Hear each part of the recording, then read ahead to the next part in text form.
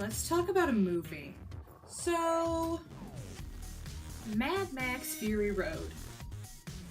Obsessed. Straight out the gate. I can't even, just up front. Obsessed. Gonna tell you that right now. I'm so into it, I decided to theme up this video. Also, I'm filming on my new iPad. I know I've been gone for a really long time, so if the editing on this is awful, that's why. Yeah. So the first half of this is gonna have no spoilers in it, and then the second half, I'm gonna just gush and gush and gush about all the cool stuff that I freaking love about this movie. This is probably, and I know this is a very bold statement, but this is probably the best action movie I've ever seen in my entire life. It is non-stop, like, adrenaline, explosions, and car chases, and rock and roll, and it is incredible. I went and saw it with my boyfriend and with a friend of ours, and she and I both were just like, I don't think I breathed for 2 hours of non-stop awesomeness. It is a vision of practical effects. It is got the most beautiful soundtrack, which is also an integral part of the film. It has got varied and dynamic female characters, lots of them, and they all like do their part in the story, and they all have names, and they all have value, and it's very exciting because Hollywood's still trying to figure out how to get that one down. But George Miller killed it. He killed it. He just like bulldozed over the Bechdel test. Like, are you guys kidding me? Ladies kick so much ass. And Charlize Theron kills it. She is incredible. And I mean, Tom Hardy as Max, he's so great. He's like super duper great. He's interesting. He's compelling to watch. I felt like they shared the spotlight in this movie. Like, he's the title character, he's the franchise, obviously. But Charlize Imperator Furiosa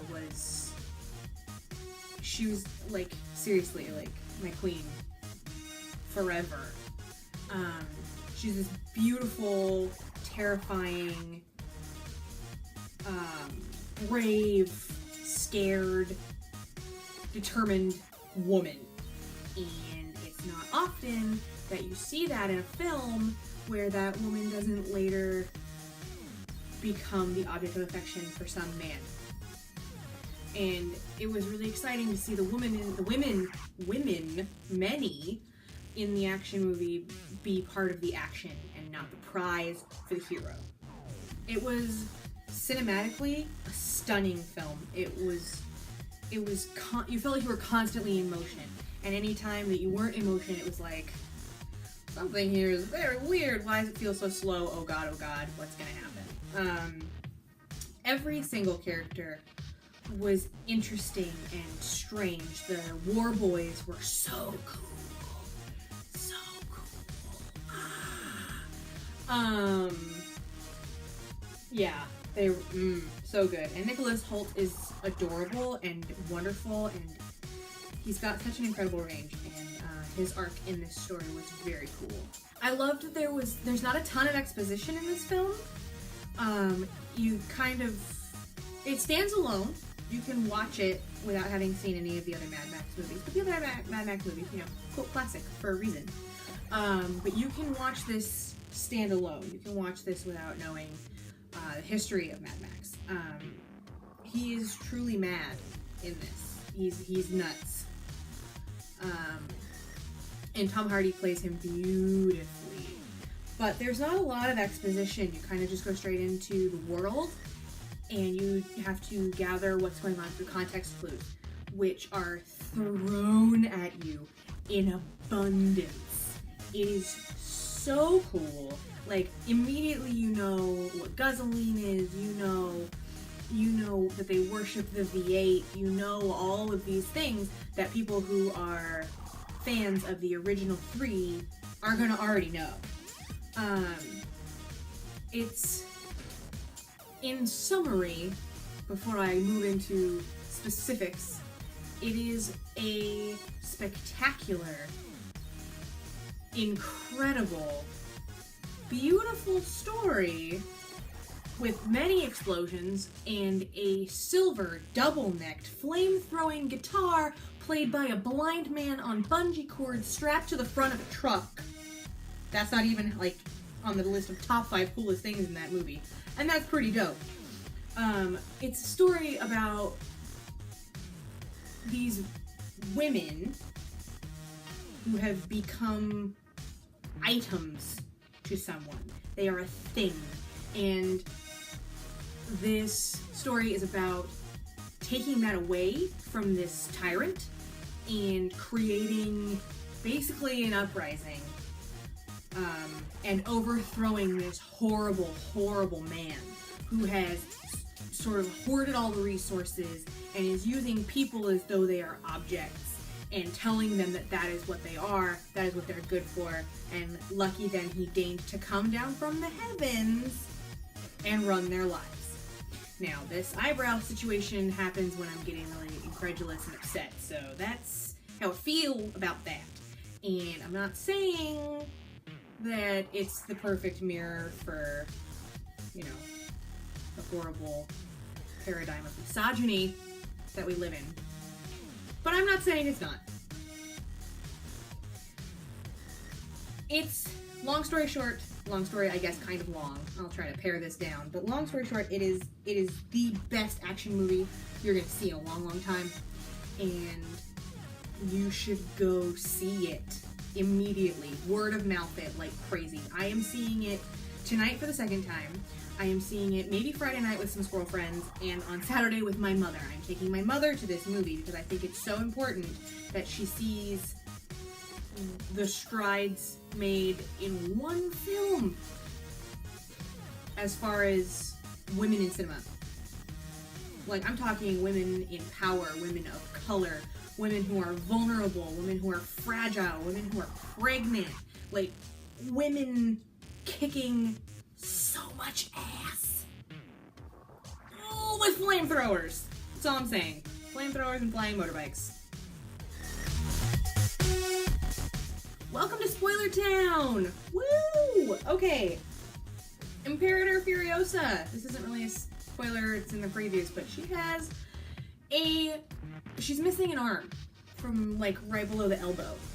And I think it's so dope that disability, I guess this is technically, yes, it's a disability, but it's not commented on. She has a really dope-ass prosthetic, like, robot hand. It doesn't stop her from doing her job even when she's not wearing her dope-ass robot hand. She still punches Tom Hardy in the face with her stump. She's so cool. She's so cool. She takes no crap, and she is on a mission, and nothing's gonna stop her from that. She drives straight into a sandstorm that looks like something off of Saturn, and she's just like, no holds barred, just firing on all cylinders all the time. And it's beautiful because in Charlize's performance, you see that take its toll on her physically, and you can kind of see it in her eyes. But she's sort of, it wears her down, because it would wear any human being down. Tom Hardy's character, Max, the Mad Max, he's a broken man after the 3 first films. He's lost his family, he's lost his home, he's lost all sense of sort of who he is as a human being. Tom Hardy says that him and George Miller talked about Max being like a feral wolf, like an animal, and I think that that's really true. Like, it shows a lot in the performance, in the portrayal of Max as a human. He's very, it's like all survival instinct all the time and nothing else. So when he comes across these women trying to escape, he doesn't really necessarily care. He wants what they have, and he wants to drive away because his car was taken. Like, that's his baseline end game. Get out of Dodge. The women all are these interesting, beautiful, unique characters.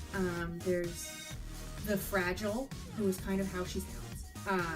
There's the Dag, the crazier one. She's kind of loopy and weird, but she's also kind of weirdly mystically precognitive, almost. The War Boys are super cool, and these boys are like frenetic and like just jazzed to go die in a fiery explosion because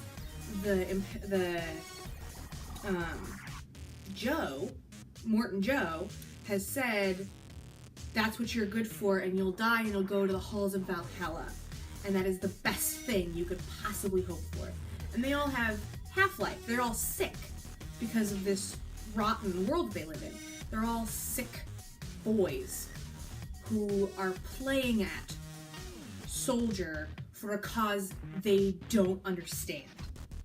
They just know they want to get juiced up, and they want to hop in their big dope cars, and they want to chase down the bad thing. These boys start out as engineers and like mechanics when they're pups, and pups, that's what they're called, or pups. And then they grow up, and hopefully they get to drive. Like, that's the big dream. And so Nux, who is a very, very sick, like cancer sick war boy, he drives off with Max, who has got no name at that point to him. He just keeps calling him Bloodbag, and he calls him Bloodbag for the entire movie, which I think is funny. But he calls him Bloodbag, so he goes off with his Bloodbag, and he drives to catch Imperator Furiosa and take back what she took. That's the goal, and at least twice on this wild ride, he's like, yes, I'm gonna die in a fiery explosion, and it's gonna be great! He just throws up his V8, and he's like, yes, I'm gonna die. And I think that's beautiful and sad. Like, I feel sad for the War Boys, because they literally do not know any better. So his arc through this story is interesting and beautiful. And remember, I said spoilers, this is spoiler town. So when he does blow up, it's for a reason. Like a real reason, which is so far removed from where he started. I could talk about this movie for at least another 45 minutes. I won't, because YouTube won't let me. Also, I have a date with myself to go see it in about an hour. So, I need all of you to go see this movie. I need all of you to go see this movie. Women, men, take your moms, take your dads, take your kids over the age of 16. Go to this movie a lot of times. You are gonna lose your mind. It is so good. It is so good. And I thought The Kingsman was gonna be the best movie I saw this year. And it is a second. It's second for sure. But